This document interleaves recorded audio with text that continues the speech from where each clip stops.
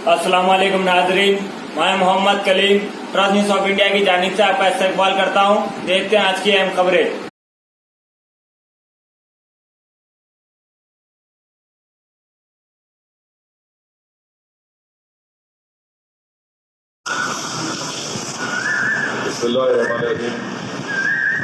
जैसा कि आप तमाम लोग इस बात से वाकिफ है कि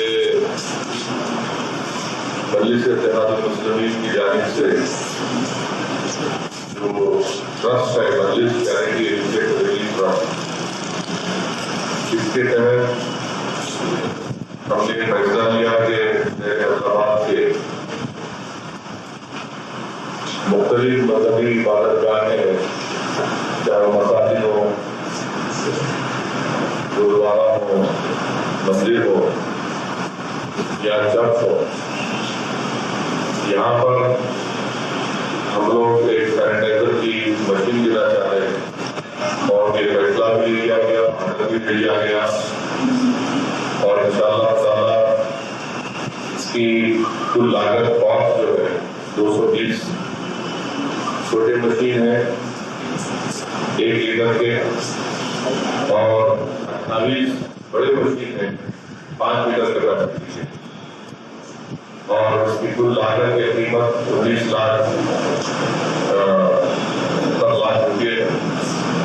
और हमारा मकसद ये भी है कि आज से पूरे मुल्क में तमाम मजहबी इबादतगाहें खोल दी गई है और जाहिर है बहुत से लोग इन मजहबी इबादतगाहों को जाएंगे इबादत करने के लिए, तो हम यही चाहते हैं कि वो अपनी इबादतगाह में जाने से पहले ये सैनिटाइजर जो हम दे रहे हैं वो अपनी इबादतगाह के अंदर के बाहर जो भी मुनासिब जगह है जहाँ पर अंदर जाने से पहले लोग अपने हाथ में सैनिटाइजर के जरिए से।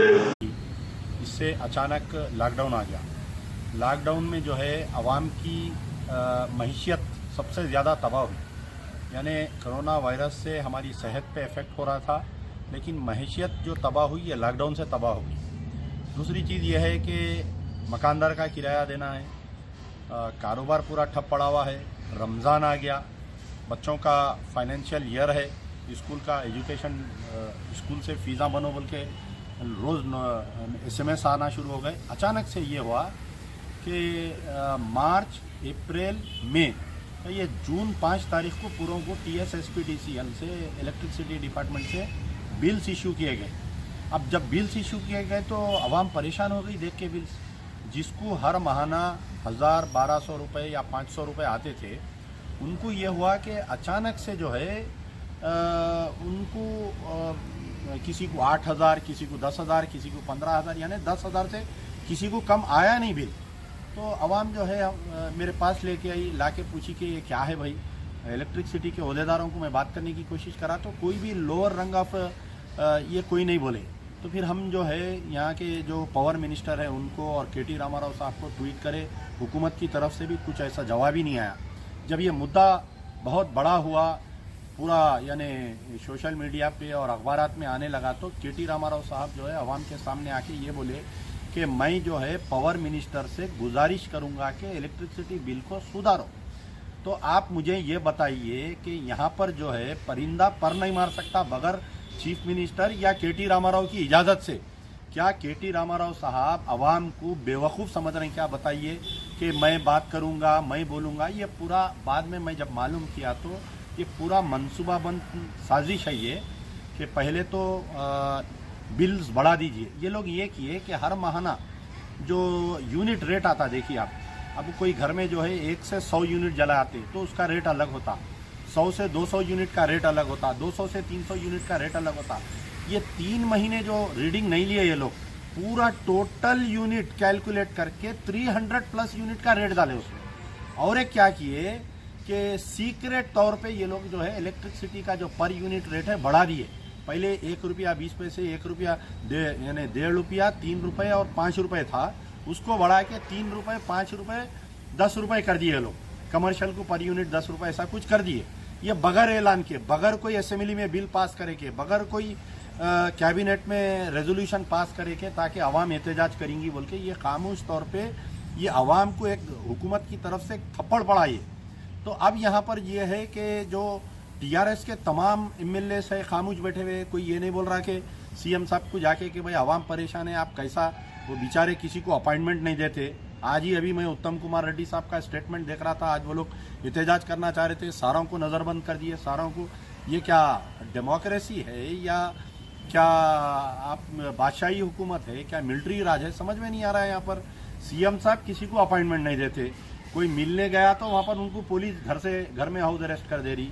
तो ये अवाम कहाँ जाना बताइए। अब आप यहाँ पर देखिए, जो टीआरएस तो खामोश है, टीआरएस के पूरे एमएलए खामोश है, MP, chairman, mayors, deputy mayor, सारों की दम नहीं है कि इसके ऊपर जवाब देने की। अब जितने तंजीमें जो टीआरएस को इलेक्शन में मदद करे थे, खास तौर पर एआईएमआईएम, असदुद्दीन ओवैसी जिसके सदर है और Akbaruddin Owaisi leader of the opposition है, लीडर ऑफ द अपोजिशन कहाँ पर है, लोग ढूंढ रहे हैं इस मसले पर, यही मसले पर नहीं। लीडर यानी साइलेंट लीडर ऑफ अपोजिशन, पहली मर्तबा हिंदुस्तान की जमहूरियत में ऐसा लीडर ऑफ द अपोजिशन हम आज तक नहीं देखे जो हुकूमत के हर वो मसले पे खामोश है। कुछ दिन पहले रेवंत रेड्डी ने एक मसला उठाया था कि केटी रामाराव साहब का फार्म हाउस है, तो केटी रामाराव बोले कि ये फार्म हाउस मेरा नहीं है, तो फिर अवाम को बेवकूफ़ समझ रहे। कोई भी सियासतदान क्या अपने नाम पे प्रॉपर्टी रखता, बताइए। क्या असदुद्दीन ओवैसी का 100 करोड़ का महल है, क्या उन्होंने अपने नाम पे रखे? क्या उनके जितनी जायदादें, जितने शादी खाने हैं, क्या असदुद्दीन ओवैसी अपने नाम पे रखे? तो केटी रामाराव बोले मेरे नाम पे नहीं है। इन्हों अचानक उठ गए, उठ के इन्हों उनकी तारीफ करके बोल रहे हैं बेहतरीन मिनिस्टर है, बहुत अच्छे मिनिस्टर है, वो फलाना है। अरे भाई, ये तलवे चाटना बंद करो, अवाम परेशान है, उसके ऊपर अवामी मुद्दों पर आप हुकूमत की तायीद करें, हुकूमत को आप जो है एक हिस्सेदार है। फिर आपके भाई अपोजिशन लीडर है, उसके ऊपर आप नहीं बोल रहे हैं कुछ भी, उसके ऊपर नहीं कर रहे हैं आप कुछ भी। तो ये मुद्दा जो है कि असदुद्दीन ओवैसी छोटे छोटे मसलों पे केटीआर की, असदुद्दीन ओवैसी की, बड़े भाई छोटे भाई की जुगलबंदी चलती। उनको ट्वीट करते, उनको ट्वीट का जवाब देते भाई साहब बोल के। इस मसले पर क्यों खामोश है? आज 10 दिन से रोज मैं असदुद्दीन ओवैसी का ट्विटर देख रहा हूँ, लीडर ऑफ द अपोजिशन का मैं देख रहा हूँ कि कोई उनका बयान आता, क्या उनका बयान नहीं आया। तो ये लाइट का मसला तो आज अवाम को ऐसा हो गया, इलेक्ट्रिक का शार्ट लगे वैसा है। इसके ऊपर जो है आप देखिए, साबिका जितनी भी गवर्नमेंट इलेक्ट्रिसिटी के मसले पर रेट्स बढ़ाई, आवाम को परेशान करी। साबिका में चंद्रबाबू नायडू टीडीपी वाले भी ऐसी लाइट के ऊपर जुल्म करे तो इख्तिदार से 10 साल हाथ धो देना पड़ा। आज चीफ मिनिस्टर केसीआर साहब और या उनके बेटे केटीआर साहब ये समझ रहे हैं कि हम ताहयात इख्तिदार पे रहेंगे, जमहूरियत है, रातें रात किसी का भी तख्ता उलट देती है हुकूमत, गवर्नमेंट किसका भी तख्ता, अवाम जो है जिसको चाहती उसको तख्त पर बिठा सकती, जिसके चाहती उसको तख्त पे से उठा दे सकती है। तो अवाम की नर्व का लेना चाहिए। इसमें यह होना है कि 3 महीने का जो एकदम बिल लिए आप उसको कैटेगराइजेशन करो, हर महीने का 50-50 यूनिट, 60-60 यूनिट, 70-70 यूनिट, 100-100 यूनिट जो आया उसका कैटेगराइजेशन करो और ओल्ड रेट में जो डाले पुराने रेट से नए बिल्स को इश्यू करो, वरना अवाम लाइट का बिल बनने वाली नहीं है। तुम ले जाके एनकाउंटर कर दो अवाम का, फांसी दे दो, अवाम के पास पैसे नहीं है, कहाँ से बनेंगे बताइए? क्या बच्चों की फीस बनेंगे, बच्चों को ड्रेस दिलाएंगे, बच्चों को किताबें दिलाएंगे, मकानदार का किराया देंगे, क्या अपना रोजमर्रा की जिंदगी देखेंगे? कहाँ से बोलिए आप?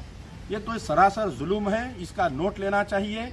या नहीं तो मैं हमारे गवर्नर मैडम तमिली साई सौंदरराजन से मैं गुजारिश कर रहा हूँ कि आप जो है हर आवाम की तकलीफ को आप बराबर जवाब दे रहे हैं, आप बराबर जो है इसमें हिस्सा ले रहे हैं, आप हुकूमत को डांट डपट कर रहे हैं, हुकूमत के गलत काम को पिन पॉइंट कर रहे हैं। तो मैं हमारे गवर्नर मोहतरमा से भी गुजारिश करूंगा कि इस लाइट के मसले पर आप एक मीटिंग कॉल करिए राजभवन में कि आखिर इतना रेट कैसा गया, क्या है, इसके ऊपर हम अनकरीब गवर्नर से भी नुमाइंदगी करेंगे।